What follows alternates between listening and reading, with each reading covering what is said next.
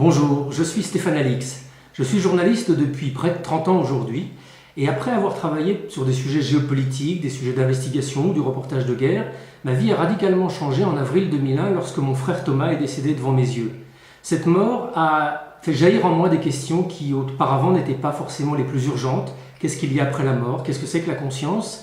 Et après ce jour, j'ai voulu sans relâche, utiliser les méthodes d'investigation, les méthodes de journaliste que j'avais à ma disposition pour essayer de résoudre cette question. Où est-ce qu'est parti mon frère? Est-ce que mon frère est parti quelque part?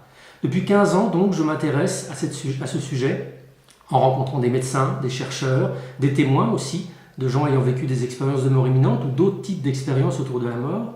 Et ma vie en a été profondément bouleversée.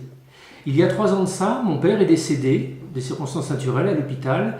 Et j'ai fait après sa mort une sorte de marché avec lui. J'ai posé l'hypothèse que mon père était encore vivant après sa mort.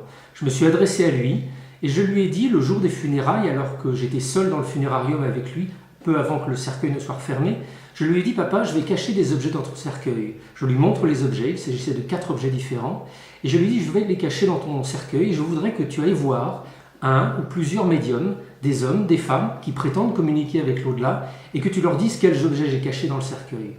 Cette enquête a été pour moi bouleversante parce qu'effectivement, je suis allé voir 6 médiums et chacun d'entre eux est entré en communication avec mon père. Cette histoire, je le raconte dans le test et je viens la raconter avec vous, pour vous, le 28 septembre prochain à Montréal.